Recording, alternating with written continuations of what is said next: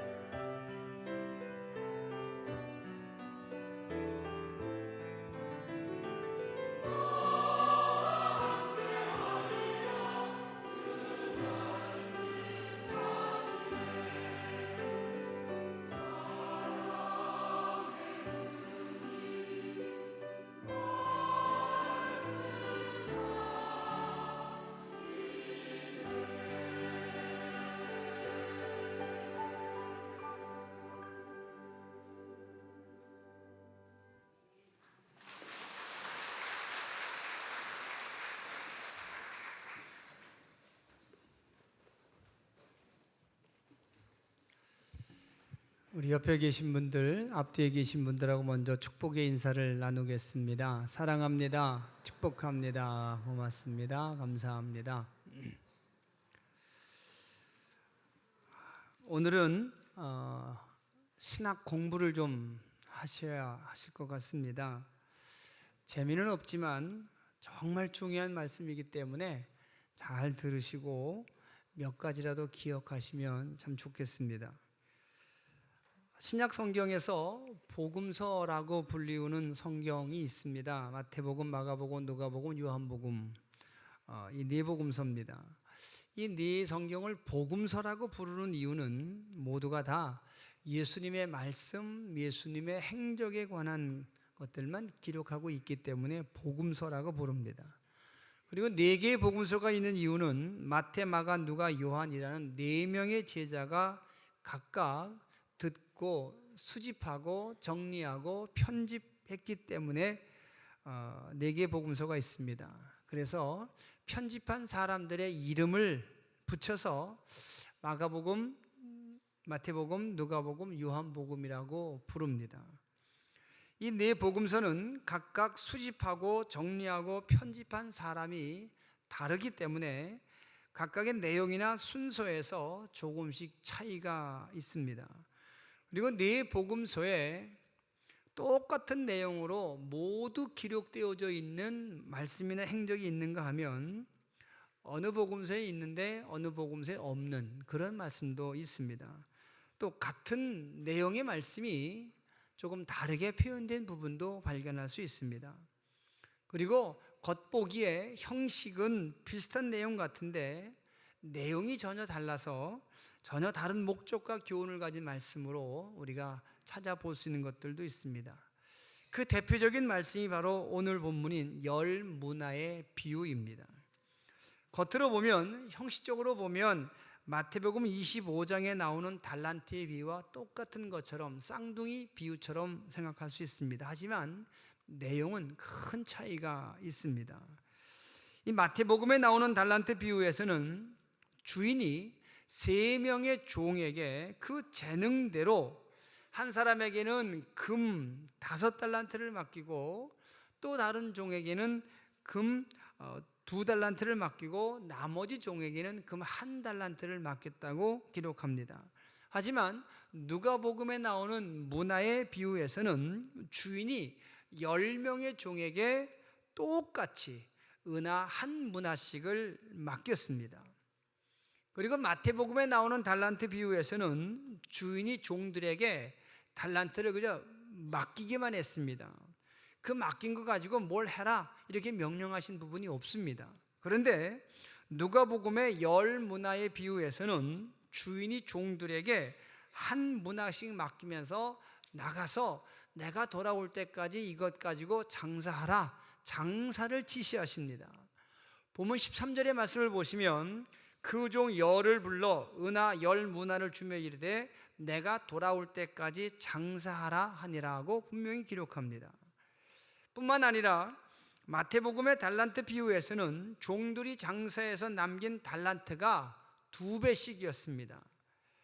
5달란트 받아서 장사한 종은 5달란트를 더 남겨서 10달란트를 가져오고 2달란트 받아서 그것으로 장사한 종은 2개를 더 남겨서 4달란트를 가져옵니다. 하지만 누가복음에 기록된 열 문화의 비유에서는 각각의 종들이 각각 다른 양의 이익을 남깁니다. 어떤 종은 한 문화 가지고 나가서 장사해서 10문화를 벌어왔습니다. 또 어느 종은 한 문화 가지고 나가서 5문화를 남겨왔습니다. 뿐만 아니라 주인이 돌아와서 계산한 다음에 종들에게 주시는 상급 혹은 보상에서도 차이가 있습니다. 마태복음에 나오는 달란트 비유에서는 5달란트를 받아서 5 남긴 종이나 2달란트 받아서 2개를 남긴 종이나 주인이 주는 상급은 똑같았습니다. 마태복음 25장 21절 말씀을 함께 읽으시기 바랍니다. 그 주인이 이르되 잘하였도다 착하고 충성된 종아, 내가 적은 일에 충성하였음에 내가 많은 것으로 내게 맡기리니 내 주인의 즐거움에 참여할지어다. 아멘. 주인이 하신 이 말씀은 5달란트 받아서 5개를 더 남긴 종에게 주신 상급의 약속입니다. 이 말씀 뒤에 보면 23절에도 2달란트 받아서 2달란트를 남긴 종에게도 상급을 약속하시는데 내용이 똑같습니다. 하지만 누가복음의 10문화의 비유에서는 각각의 종들에게 주시는 상급의 크기가 달랐습니다.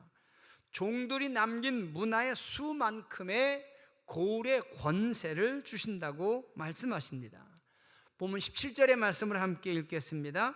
주인이 이르되 잘하였다 착한 종이요 내가 지극히 작은 것에 충성하였으니 10고울 권세를 차지하라. 아멘. 이 17절의 말씀은 한 문화를 받아서 10문화를 남긴 종에게 주신 상급입니다. 그리고 그 뒤에 기록된 19절 말씀을 보면 한 문화로 5문화를 남긴 종에게는 5고울을 차지하라고 말씀하십니다. 이처럼 이익을 남긴 종들에게 주시는 상급의 내용이 마태복음과는 전혀 다릅니다.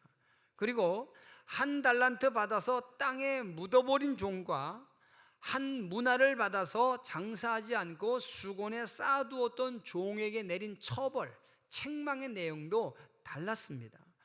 마태복음 달란트 비유에서는 1달란트 땅에 묻어두었다가 그대로 가지고 온 종은 주인에게 책망 듣고 바깥 어두운 데로 내쫓김을 당합니다. 하지만 누가복음에 기록된 10문화 비유에서는 한 문화를 받아서 수건에 쌓아두고 장사하지 않았다가 그대로 가지고 온 종의 문화를 주인은 빼앗아서 10문화 남긴 사람에게 주라고 명령합니다. 거기까지였습니다. 본문 24절 말씀을 보면 그 부분이 나와 있습니다. 곁에 섰는 자들에게 이르되 그 한 문화를 빼앗아 10문화 있는 자에게 주라. 아멘. 이처럼 마태복음의 달란트 비유와 누가복음의 10문화의 비유는 그 형식에서 비슷해 보이지만 내용상 많은 차이가 있습니다. 절대로 같은 내용의 비유, 같은 교훈을 가진 비유가 아닌 것을 알 수가 있습니다. 우리가 그저 쌍둥이 비유다, 똑같다 이렇게 말씀하시면 성경을 전혀 잘못 읽으시는 겁니다. 그리고 결정적으로 이 두 비유가 크게 다른 것은 바로 그 말씀을 하신 배경과 목적이 전혀 다르다는 사실입니다. 10달란트의 비유는 예수님께서 사람들에게 세상의 종말에 관해서 말씀하시다가 종말을 준비하는 성도들의 삶은 어떠해야 되는지를 말씀하시기 위해서 설명하신 비유입니다. 하지만 누가복음에 나오는 10문화의 비유는 예수님께서 지난주 공부하신 것처럼 삭개오의 집에 들어가셔서 삭개오와 그 주변에 있는 사람들에게 하신 말씀입니다. 오늘 말씀이 11절부터인데 그 이전 말씀이 10절 말씀을 보시면 이렇게 써 있습니다. 인자가 온 것은 잃어버린 자를 찾아 구원하려 함이니라. 예수님께서 하신 말씀인데 예수님께서 이 말씀하시면서 다시 말해서 내가 이 세상에 온 것은 잃어버린 사람을 찾아서 구원하기 위해서 왔다 이렇게 말씀하신 이후에 다시 이어서 그들에게 그 자리에 앉아 있는 사람들에게 10문화의 비유를 말씀하시고 그 비유를 말씀하시는 이유, 목적에 대해서 바로 이어서 11절의 말씀에서 말씀하고 계시는 겁니다. 보면 11절의 말씀을 통해서 예수님께서 이 비유를 왜 말씀하셨는지를 함께 찾아보시기 바랍니다.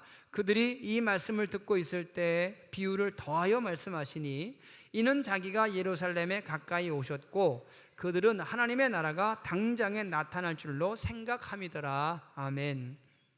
이 비유를 말씀하신 첫 번째 이유는 예수님 자신이 예루살렘 성에 들어가실 때가 다 되었음을 아셨기 때문이고, 그리고 두 번째로 당시 사람들이 하나님의 나라가 당장에 나타날 줄로 생각하고 있었기 때문에, 착각하고 있었기 때문에 이 비유를 말씀하셨다라고 말씀을 하신, 비유를 말씀하신 배경을 설명하고 있습니다. 결론부터 말씀을 드린다면 이 10문화의 비유는 대단히 중요한 내용의 말씀인데, 하나님 나라에 대해 잘못 알고 있는 이스라엘 사람들에게 예수님이 하나님이 보내신 왕이라는 사실을 선포하는, 예수님의 왕권을 선포하는 대단히 중요한 비유입니다. 예수님은 이 열 문화의 비유를 통해서 세상 모든 사람들에게 자신이 왕임을 비로소 공개적으로 선포하십니다. 이미 이 세상에 왕으로 오신 예수님, 그리고 고난과 죽음과 부활을 통해서 하나님의 나라로 잠시 가셨다가 다시 영원한 하나님의 나라를 이 땅에 만들기 위해 오시는 영원한 왕으로 오실 예수님 자신을 비로소 세상 사람들에게 공개적으로 선포하고 계시는 겁니다. 여러분 아시는 것처럼, 성경을 읽으시는 분들은 이미 아시는 것처럼, 이전에 예수님은 자신이 왜 오셨는지, 누구인지에 대해서 제자들에게 말씀하시고 조용히 하라고, 아무도 알지 못하게 하라고 주의를 주셨습니다. 하지만 이 비유를 통해서 예수님은 비로소 자신이 왕이심을 세상 모든 사람들에게 공개적으로 선포하십니다.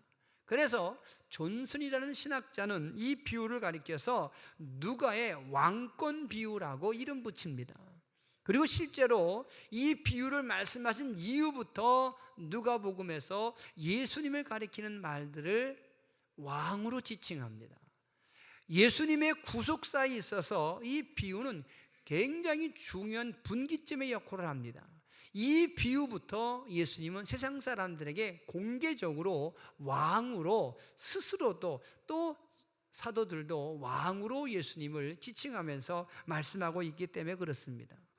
뿐만 아니라 이 비유에는 예수님으로부터 사명받은 사역자들, 그리고 예수님께 선택받고 사랑받고 죄를 용서받아서 살아가는 성도들이 앞으로 오실 예수님, 그 예수님께서 오실 때까지 어떻게 살아야 되는지를 분명하게 말씀하고 있는 중요한 비유입니다. 이제 이 비유를 통해 말씀하시려고 했던 예수님의 목적이 무엇인지 말씀을 통해 좀 더 자세히 알아보겠습니다.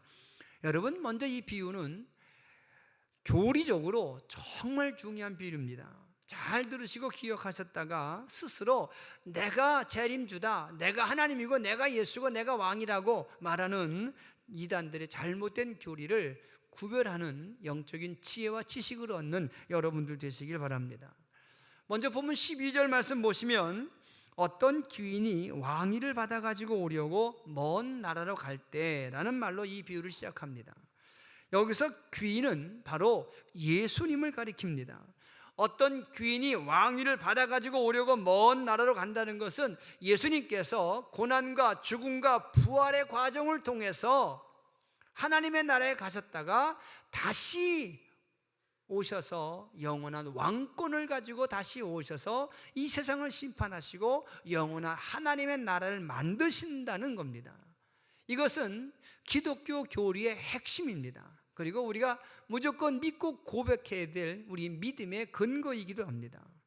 여러분, 우리를 구원할 구원의 권세를 가진 영원한 왕은 우리 주 예수 그리스도이신 분임을 믿고 고백하시기 바랍니다. 다시 오셔서 이 세상을 심판하시고 이 땅에 영원한 하나님의 나라를 만들 왕은 예수님 그분밖에 없음을 다시 믿고 고백하시기 바랍니다. 이 사실은 예수님이 세상에 사람으로 오시기 수백 년 전부터, 1000년 전부터 이미 예언자들을 통해서 하나님께서 예언하신 사실입니다. 이사야 9장 6절의 말씀을 통해서 확인하시기 바랍니다. 함께 읽겠습니다. 이는 한 아기가 우리에게 낳고 한 아들을 우리에게 주신 바 되었는데 그의 어깨에는 정사를 메었고 그의 이름은 기묘자라, 모사라, 전능하신 하나님이라, 영존하시는 아버지라, 평강의 왕이라 할 것임이라. 아멘. 이미 이사야 선지자 때부터 하나님께서는 이제 하나님이 보내실 그 한 아기를 통해서 세상을 구원하고 세상을 다스릴 왕의 권세를 주셨다라고 예언하십니다. 그리고 이런 하나님의 예언은 예수님이 태어나시기 직전 마리아를 찾아간 천사의 예언을 통해서 또 한 번 확인할 수 있습니다. 누가복음 1장 31절에서 33절의 말씀을 함께 읽으시기 바랍니다. 보라, 내가 잉태하여 아들을 낳으리니 그 이름을 예수라 하라. 그가 큰 자가 되고 지극히 높으신 이의 아들이라 일컬어질 것이요 주 하나님께서 그 조상 다윗의 왕위를 그에게 주시리니 영원히 야곱의 집을 왕으로 다스릴 것이며 그 나라가 무궁하리라. 아멘. 예수님을 잉태하고 출산하고 양육할 마리아를 찾아온 천사조차도 하나님께서 예언하신 그대로 그가 왕이 될 것이라고 예언합니다. 그리고 성경의 맨 마지막 말씀이신 요한계시록에서도 하늘로 올라가신 예수님이 다시 이 땅에 오셔서 이 땅에 영원한 하나님의 나라 만들고 열방을 심판할 만왕의 왕이라고 분명히 예언합니다. 요한계시록 19장 13절 이하의 말씀을 다시 한번 읽으시겠습니다. 또 그가 피 뿌린 옷을 입었는데 그 이름은 하나님의 말씀이라 칭하더라. 하늘에 있는 군대들이 희고 깨끗한 세마포 옷을 입고 백마를 타고 그를 따르더라. 그의 입에서 예리한 검이 나오니 그것으로 만국을 치겠고 친히 그들을 철장으로 다스리며 또 친히 하나님 곧 전능하신 이의 맹렬한 진노의 포도주 틀을 밟겠고 그 옷과 그 다리에 이름을 쓴 것이 있으니 만왕의 왕이요 만주의 주라 하였더라. 아멘. 성경의 맨 앞에 예수님이 태어나기 직전에 그리고 성경의 맨 뒤에도 일관되게 예언하고 말씀하고 계시는 것이 예수님이 왕이시라는 사실입니다. 아시는 것처럼 요한복음 1장 1절에 예수님이 곧 하나님의 말씀이라고 기록하고 있습니다. 하나님의 말씀이신 예수님은 십자가 위에서 피를 흘리신 이후에 하늘로 올라가셔서 다시 재림하시고 이 세상과 하나님의 나라를 다스리는 만왕의 왕이 되신다는 사실을 이 말씀을 통해서 분명히 확인하시고 마음으로 믿고 입으로 시인하는 여러분들 되시길 바랍니다. 오직 한 분 예수님만 왕으로 믿고 고백하시기 바랍니다. 그래서 예수님이 다스리시는 영원한 하나님 나라의 백성으로 살아가시는 여러분들 되시길 바랍니다. 그리고 보면 13절에 나오는 한 문화씩 받은 10명의 종은 예수님으로부터 사명받은 사역자 그리고 예수님을 통해 구원받은 모든 성도들을 가리킵니다. 왕 되신 예수님은 세상의 모든 성도들에게 모든 사역자들에게 한 문화씩 맡기십니다. 동일하게 다 한 문화씩 맡기시고 그리고 그것으로 장사하라고 명령하십니다. 여러분 10명의 종에게 모두 똑같이 한 문화씩 맡겼다는 것은 모든 성도 모든 사역자들에게 주시는 은사와 재능의 가치는 똑같다는 겁니다. 로마서와 고린도전서 후서 그리고 나머지 모든 사도들의 서신서를 통해서 나오는 수많은 은사와 재능은 하나님이 주신 것으로 그 가치는 다 동일하다고 말씀하고 있습니다. 여러분 분명히 기억하시기 바랍니다. 은사에는 좋고 나쁨이 없습니다. 모두가 하나님의 선물이기 때문입니다. 은사에는 1등도 없고 2등도 없습니다. 모든 은사는 오직 하나님께만 영광을 돌리는 사역의 도구이기 때문입니다. 그리고 은사를 받은 모든 사역자들, 성도들은 그 은사로 하나님 명령하신 대로 장사해서 하나님께서 원하시는 이익을 남겨야만 합니다. 그 이익이 뭔지 아십니까? 그 장사가 무엇인지 아십니까? 은사를 받은 성도들이 그 은사 가지고 먼저는 자기 자신을 하나님 보시기에 온전하게 만드는 것, 그리고 성도들이 구성한 신앙 공동체를 예수님의 몸으로 세워가도록 그 은사를 사용하는 것, 그리고 다른 사람들을 위해 서로 섬기는 것, 이것이 바로 그 은사 가지고 장사해서 남기는 이익의 모습입니다. 또 다른 말로 열매입니다. 에베소서 4장 11절에서 12절 말씀을 읽으시기 바랍니다.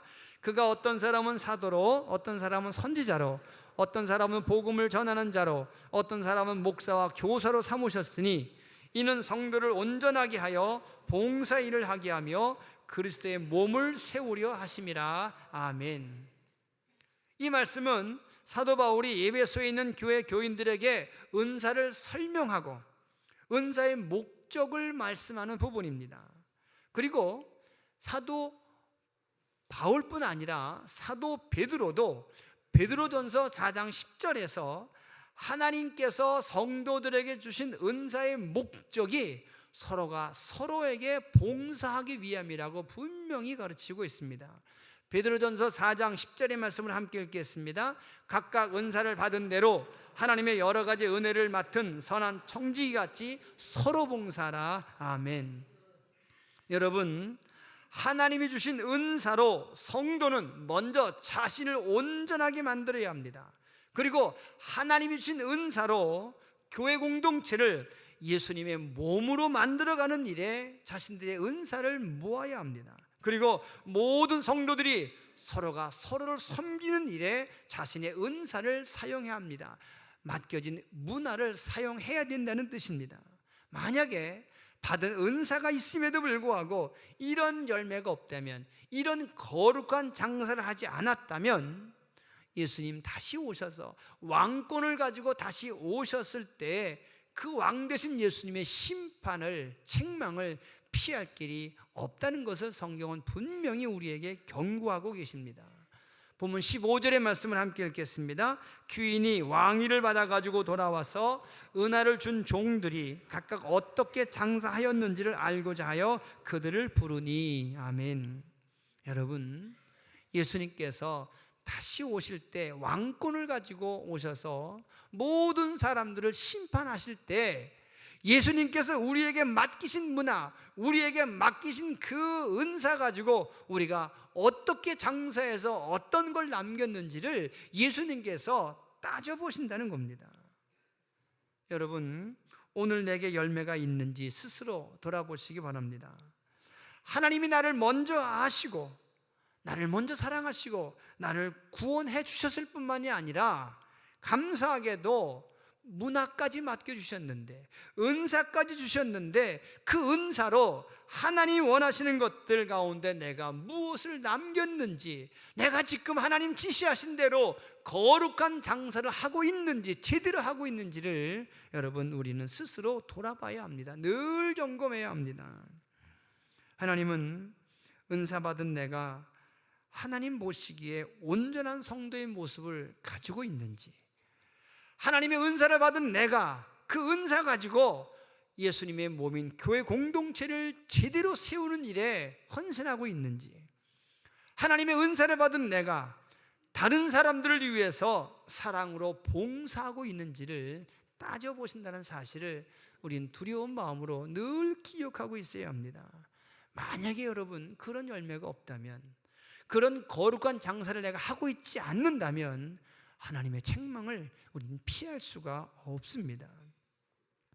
하지만 반대로 열심히 문화 가지고 장사해서 남긴 사람들, 다시 말해서 은사대로 살아서 열매 있는 사람들에게는 하나님께서 반드시 상급을 주십니다.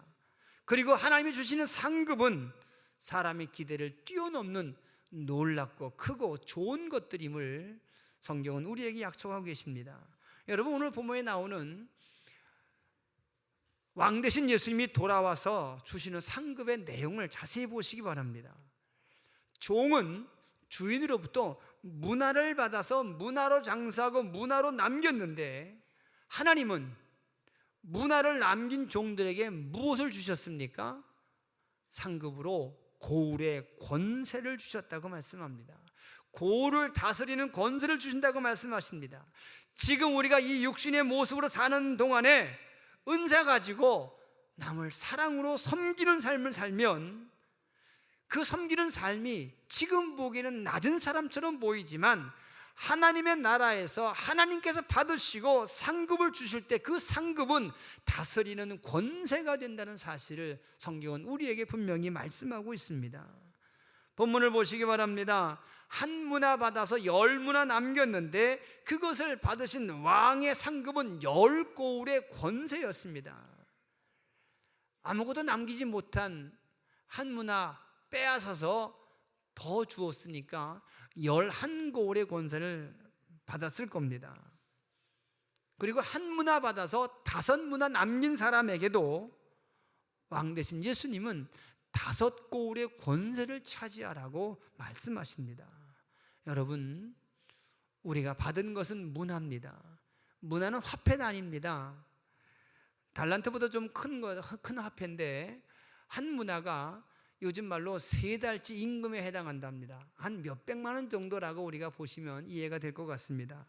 우리는 몇백만 원어치의 은사를 받아서 그 은사 가지고 하나님께 남겨드렸는데 하나님께서 우리에게 되돌려 주시는 것은 몇백만 원의 돈이 아니라 10고울, 5고울을 다스리는 권세를 주신다고 말씀하십니다. 여러분, 비교할 수 없는 상급을 하나님께서 우리에게 베풀어 주신다는 사실을 믿으시기 바랍니다. 하나님께서 주신 은사로 하나님께서 원하시는 것을 남긴 성도들, 거룩한 장사에서 정말 자신을 온전하게 만들고 교회를 세우고 이웃을 섬기는 사람들의 그런 모습으로 산 사람들에게는 하늘나라에서 다스리는 권세를 허락하시는 이 큰 은혜를 기억하시고 은사를 제대로 사용하고 있는지를 늘 점검하는 여러분들 되시기를 바랍니다. 하지만 반대로 받은 은사가 있음에도 불구하고 아무것도 하지 않은 사람은 그 받은 은사까지 빼앗기게 된다고 말씀합니다. 상급과 위로가 없는 부끄러운 구원만 받게 된다는 뜻이기도 합니다. 오늘 본문에 보시면 하나님이 주신 은사로 아무것도 하지 않은 사람이 있었습니다.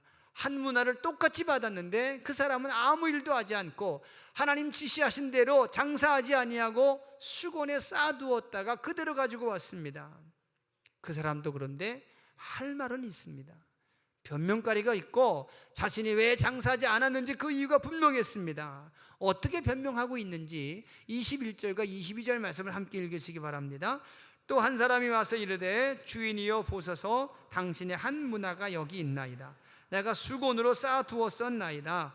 이는 당신이 엄한 사람인 것을 내가 무서워함이라. 당신은 두지 않은 것을 취하고 심지 않은 것을 거두나이다. 이 변명의 내용은 뭡니까? 내가 무서워서 못했다는 겁니다. 혹시 받은 문화 가지고 장사하다가 망할까봐, 열매가 없을까봐, 이익을 못 낼까봐 무서워서 내가 아예 안 했다는 겁니다. 하나님이 주신 은사로 일하다가 사역에 실패할까봐, 열매가 없을까봐, 사람들이 흉보고 조롱할까봐 아예 시작도 안 했다는 그런 뜻입니다. 하나님의 일을 하기에는 내게 인간적인 약점이 너무 많고 상황이나 형편이 따라주지 않는다는 그런 핑계일 수도 있습니다. 하지만 여러분, 이 핑계는 하나님에게는 아무런 이유가 되지를 못합니다. 이 사람들은 자기들이 일하지 않는 이유가 분명하게 자기에는 이유가 있고 남에게 설명도 할 수 있지만 하나님은 그것을 정당한 이유라고 받아들이지 않으신다는 것이 훨씬 더 중요합니다. 결국 이들은 이유를 말하고 변명하지만 하나님 보시기에 이 사람은 일을 하지 않았을 뿐입니다. 그래서 하나님은 그 사람에 맡긴 그 문화까지 빼앗아서 많이 남긴 사람에게 주라고 말씀하십니다. 여러분, 하나님이 주신 은사로 일하는 성도, 일하는 사역자가 되시기 바랍니다. 하나님께서 주신 은사 가지고 남기는, 하나님께서 원하시는 것을 남기는 성도들 되시길 바랍니다. 주신 은사, 삶의 기회, 재능, 시간, 생명, 재물 모든 것 포함합니다. 그것을 땅에 묻어두거나 수건으로 쌓아두는 것은 어떤 경우에도 하나님 앞에 변명이 되질 않습니다. 마지막으로 예수님 말씀하신 이 열문화의 비유에는 예수님을 왕으로 인정하지 않는 사람들에 대한 심판이 기록되어져 있습니다. 불신자들에 대한 심판입니다. 14절에 보시면 왕위를 받으러 가는 귀인을 미워해서 그가 왕이 되어 돌아오는 것을 원하지 않는 백성들에 대한 언급이 있습니다. 14절의 말씀을 함께 읽겠습니다. 그런데 이 백성이 그를 미워하여 사자를 뒤로 보내 이르되 우리는 이 사람이 우리의 왕됨을 원하지 아니하였나이다 하였더라. 여러분, 예수님을 왕으로 인정하지 않는 사람이 있습니다. 예수님이 왕 되는 것을 방해하는 사람들도 있습니다. 이들에 관해서 예수님께서 언급하시는 건데 중요한 것은 여러분, 사람 몇몇이 예수님의 왕 되심을 방해한다고 해서 예수님이 왕이 안 되시는 것은 아닙니다. 그 당시 사람들이 힘을 모아서 예수님의 왕권을 부인한다고 해서 예수님의 왕권이 부인되는 것도 결코 아닙니다. 결국 예수님은 하나님의 계획에 따라서 이 세상에 다시 오실 것이고, 왕권을 가지고 이 세상에 오셔서 땅과 하늘의 영원한 왕이 되어서 그들을 심판하신다는 사실을 우리는 믿어야 합니다. 그래서 그때 예수님의 왕 되심을 방해하고 또한 왕권을 인정하지 않는 불신자들은 모두 심판을 받게 될 것이라고 분명히 경고하십니다. 본문 27절의 말씀을 함께 읽겠습니다. 그리고 내가 왕됨을 원하지 아니하던 저 원수들을 이리로 끌어다가 내 앞에서 죽이라 하였느니라. 아멘. 사랑하는 성도 여러분, 예수님의 왕권을 인정하지 않는 사람들은 모두 예수님의 원수라고 지칭합니다. 이제 예수님이 우리의 영원한 왕이심을 고백하고 세상에 선포하며 사시기를 바랍니다. 그리고 왕 되신 예수님께서 우리에게 맡기신 은사로 이익을 남기는 거룩한 장사를 하며 살아가는 여러분들 되시길 바랍니다.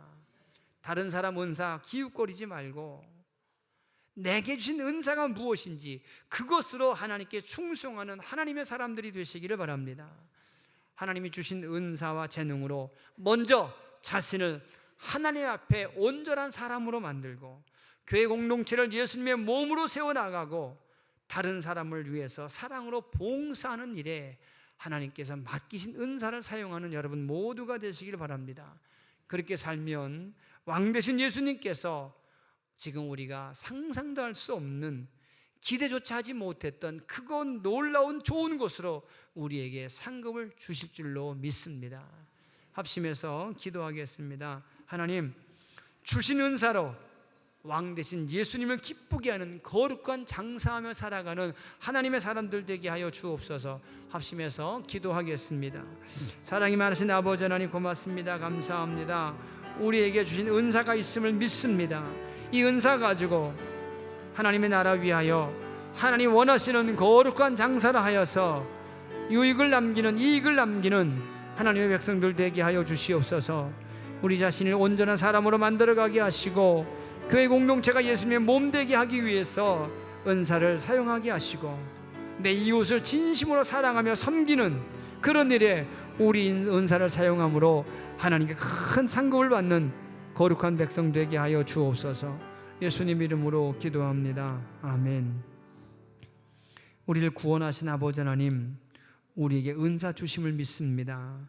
생명과 재능과 시간과 모든 삶의 기회들이 우리에게 주신 은사임을 믿습니다.